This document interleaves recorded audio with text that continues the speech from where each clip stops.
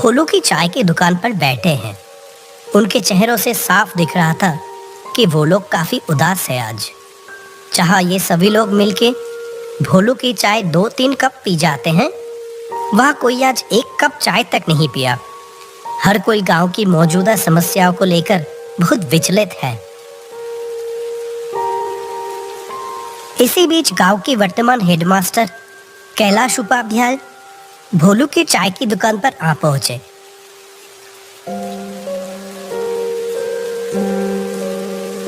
अरे रामलाल, माधव, तुम लोग यहाँ इतना उदास होके क्यों बैठे हुए हो? मुझे इस गांव में आए हुए इतने दिन हो गए, मैंने तो कभी तुम लोगों को इतना परेशान नहीं देखा। हमेशा हंसते मुस्कुराते हुए ही देखा है, लेकिन आज अचानक क्या हुआ? आइए मास्टर जी, बैठिए। आपकी चाय तैयार है मास्टर जी। मुझे पता था आप थोड़ी देर में यहाँ आ जाओगे। हाँ हाँ बोलू, आज अपनी वो अदरक वाली चाय पिलाना मुझे, ठीक है?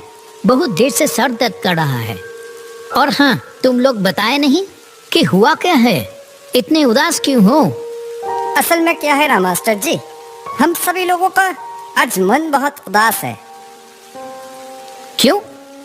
क्या हुआ? इतने खूबसूरत गांव के लोगों के साथ घुलने मिलने से किसी का भी मन बेहतर हो जाएगा, लेकिन उन्हीं लोगों को आज अचानक क्या हुआ? आप तो जानते ही हो मास्टर जी कि हमारे गांव में कोई अस्पताल नहीं था।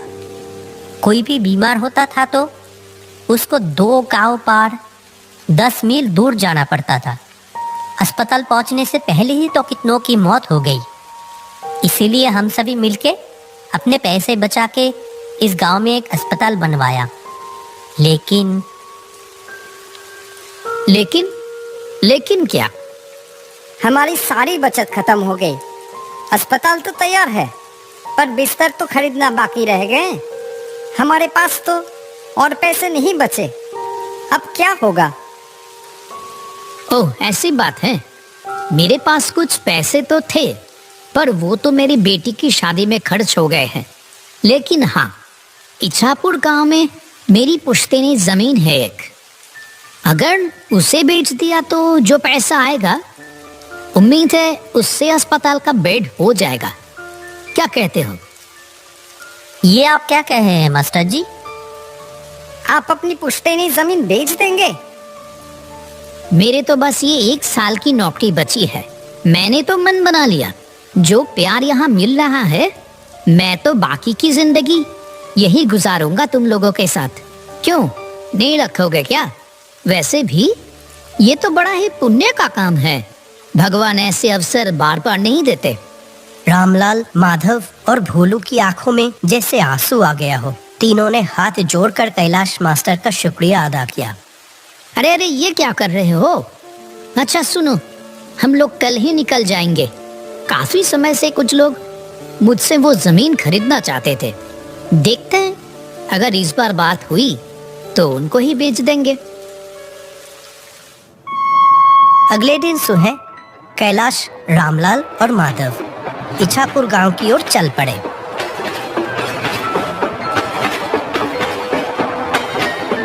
जब वह ट्रेन में थे, बाहर बहुत जोर से बारिश हो रही थी। आसमान काले बादलों से ढका हुआ था और हवा भी बहुत तेज चल रही थी। ये बारिश तो रुकने की नाम ही नहीं ले रही है।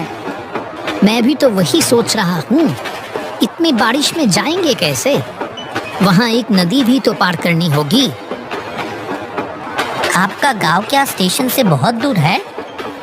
स्टेशन में उतर के पहले हम लोगों को नदी के किनारे पहुँचना होगा, फिर वहाँ से नाव लेके नदी पार करके जाना होगा मेरा गांव। ऐसे ही बात करते करते समय बीतता चला गया। आखिरकार जब तीनों स्टेशन पर पहुंचे, वो शाम हो चुकी थी। सुनसान स्टेशन पर बस वो तीनों आके ही उतरे। अभी तो बारिश थोड़ी रुकी है, चलो देखते हैं जल्दी से नाव घाट पर पहुंच पाते या नहीं। वो तीनों स्टेशन से बाहर आ गए। आसपास कोई भी नजर नहीं आ रहा था। बारिश के कारण रात का अंधेरा अन्य दिनों के मुकाबले कुछ ज्यादा ही था। घने काले अंधेरे ने चारों ओर जैसे एक जादुई माहौल बना दिया था। वह स्टेशन के पास एक बरगद के पेड़ के नीचे आके रुके। यहीं पर रिक्शा मिलता था। आज तो एक भी रिक्शा नहीं दिखाई दे रहा। इतनी बारिश की मौसम में क्या ही मिलेगा। किसी ने तो उम्मीद भी नहीं की होगी कि इतने बरसात की रात में भी कोई आखिरी ट्रेन से यहाँ आ भी सकता है। अब क्या किया जाए? चलो पैदल ही चलते हैं। मुझे तो कोई और रास्ता दिखाई ही नहीं दे रहा। मौसम भी तो कुछ ठीक नहीं लग रहा है। अगर फिर से बारिश आ गई तो? वो तीनों अंधेरे में ही आगे बढ़ने लगे। कुछ देर चलने के बाद दूर से एक वैन आने की आवाज आई। लगता है कोई वैन रिक्शा आ रहा है इधर ही। रुको रुको।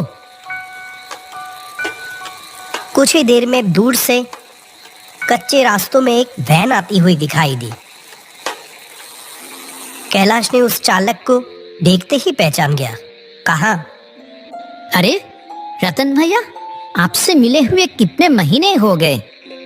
वो आदमी कैलाश को थोड़ी देर देखा, फिर कहा, अरे कैलाश, कैसे हो?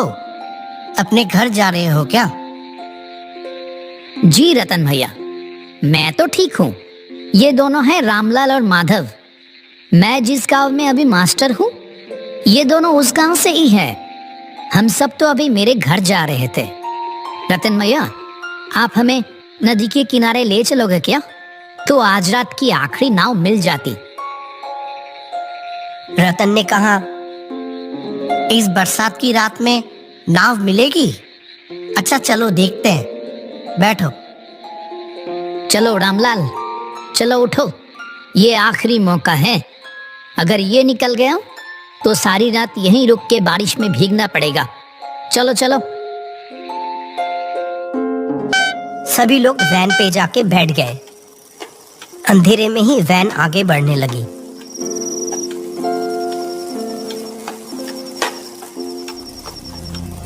कुछ देर बाद कैलाश ने रतन से पूछा, आपकी तो इतनी उम्र हो गई रतन भैया, फिर भी आप अभी भी वैन चलाते हो। आपको तकलीफ नहीं होता? तकलीफ? हाँ, होता था पहले, अब नहीं होता है। पहले होता था, अब नहीं होता है। इसका क्या मतलब है? वो कुछ नहीं, तुम तो बहुत दिनों बाद इछापुर गांव आए हो। हम लोगों को तो भूल ही गए हो तुम। नहीं नहीं, ऐसी बात नहीं है रतन भैया। दरअसल काम के सिलसिले में मैं अभी जहाँ रहता हूँ वहाँ से आमतौर पे आना जाना हो नहीं पाता है। आज भी तो एक जरूरी काम से ही आया हूँ। गांव में मेरे बाप दादा की जो जमीन है ना, उसे ही बेचने आया हूँ। बेच दोगे? क्यों, क्या हो गया? कोई मुसीबत? हाँ, मुसीबत तो है। जिस गांव में मैं रहता हूँ अभी, उस गांव के सभी लोगों ने अपने बचाए हुए पैसे से अस्पताल बनवा तो दिए हैं, लेकिन वो अस्पताल की बेड खरीदने की पैसे नहीं जुटा पा रहे हैं। इसीलिए मैंने सोचा कि अपनी पुश्तैनी जमीन बेचकर उनकी थोड़ी मदद कर दूं। वैसे भी वो जमीन तो कई सालों से खाली ही पड़ी है। क्या बात है कैलाश, तुम सचमुच इछापुर गांव का गर्व हो। अरे नहीं नहीं, ऐसी कोई बात नहीं। ये देखो ना, ये रामलाल, माधव, ये सभी भी किसी से कम है क्या?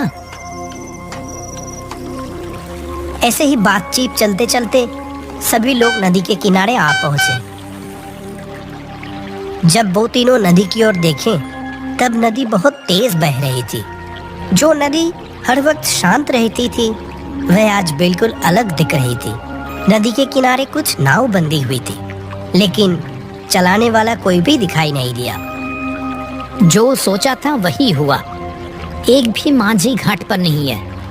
वैसे भी इतनी रात हो गई है और फिर बारिश। कोई क्यों ही रहेगा अभी?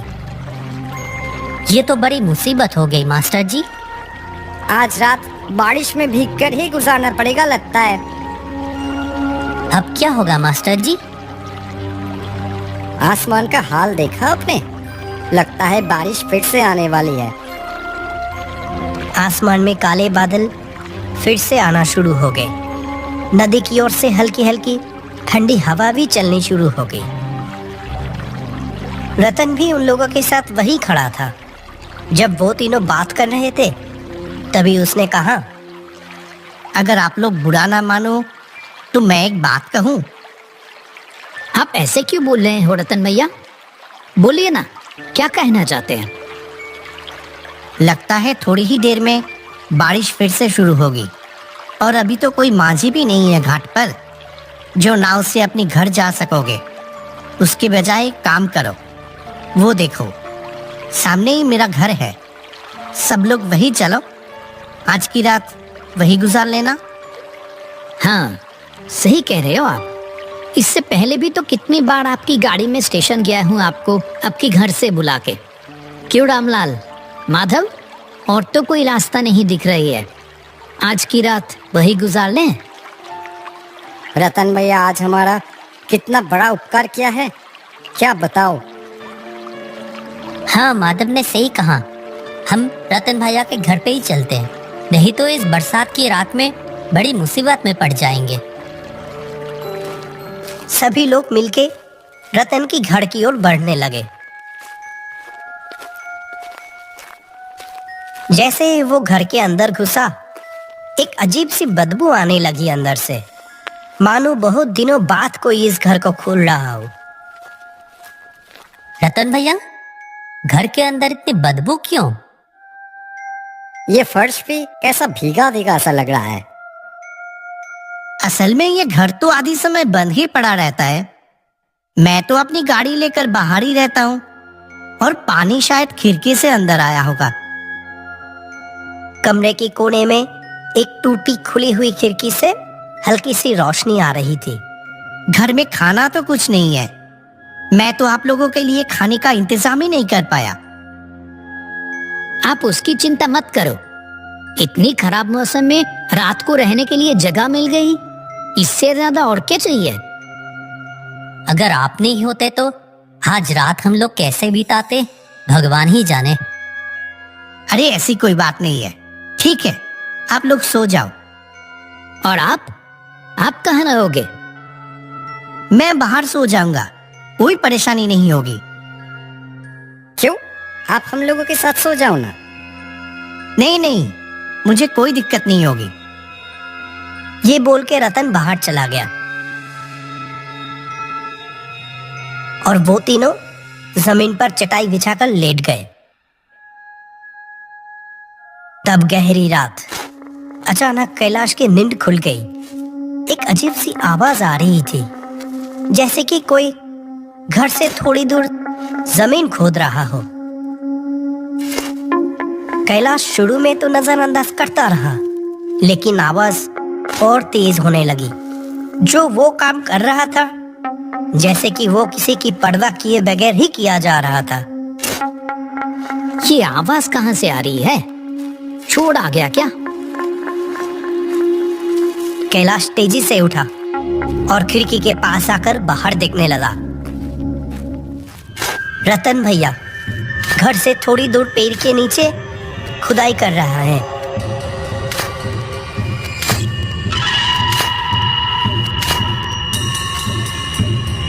माधव, रामलाल, उठो, जल्दी उठो। मुझे यहाँ कुछ ठीक नहीं लग रहा है। रामलाल और माधव दोनों नींद से जाग गए। कैलाश ने दोनों को खिड़की के पास बुलाया। अरे, रतन भैया कहाँ गया? अभी तो यहीं पर थे।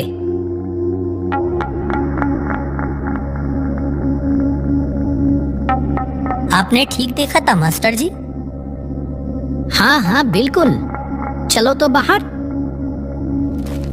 वे तीनों घर के पीछे वाले पेड़ की ओर चल दिए। ये देखो, यहाँ पेड़ के नीचे जमीन पर कुछ है लगता है।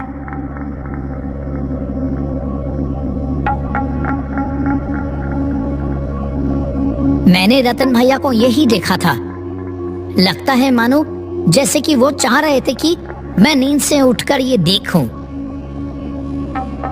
देख तो रामलाल, क्या है वहाँ?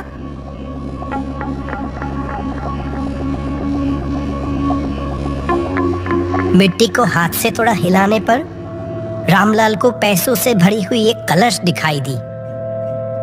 अरे इसके अंदर तो बहुत सारे पैसे हैं। सच में? लेकिन ये है किसके? रतन भैया अभी कहाँ चले गए? ठीक है, वो दूसरों की पैसे है, उसकी हमें जरूरत नहीं। वो जैसे था उसको वैसे ही रख दो अच्छे से, और चले आओ वहां से। ठीक उसी वक्त वो पेड़ जैसे हिल उठे।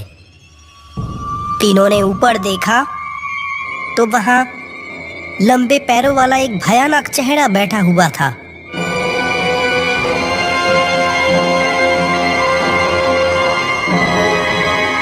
डरो मत कैलाश, मैं रतन हूं। मैं यही देखना चाहता था कि क्या तुम समय के साथ लालची तो नहीं हो गए हो। तुम सच में गांव का गर्व हो कैलाश। तुम चाहते तो ये पैसे आसानी से ले सकते थे, और मैं अकेला बूढ़ा आदमी तुम तीनों के सामने तो टिक भी नहीं पाता। जहां तुम्हें पैसों की इतनी जरूरत है और यहाँ इतने सारे पैसे हैं। लेकिन आप? मैं 1 साल पहले ही मर चुका हूँ। एक दिन मैं अपनी वैन लेके लाइन के उस पर जा रहा था। ऐसे में एक ट्रेन आके, छोड़ो उस बात को, मैं मर तो चुका हूँ, लेकिन मेरे बचाए हुए पैसों की वजह से मुझे मुक्ति नहीं मिल रही थी। मैं किसी सच्चे इंसान की तलाश में था। आज मुझे वो मिल गया। आप लोगों से बात करके ही मैं समझ गया था कि आप लोग सच्चे इंसान हैं। मैं थोड़ा जांच लिया बस। ये पैसे ले जाओ और अस्पताल के लिए लगा दो। तुम्हें अपना पुश्तैनी जमीन बेचने की कोई जरूरत नहीं है कैलाश। यहाँ जो पैसे हैं उससे अस्पताल का काम पूरा हो जाएगा। रतन भैया, अब मुझे मुक्ति मिलेगी। आप सब लोग अच्छे से रहना। ये कहते हुए रतन का भयानक चेहरा हवा में गायब हो जाता है। वो तीनों बस पैसों से भरे हुए कलश को देखते रह गए। बारिश की रात एक भूतिया घर में बिताए हुए वो पल उन लोगों के मन में पूरी तरह से कैद होके रह गया।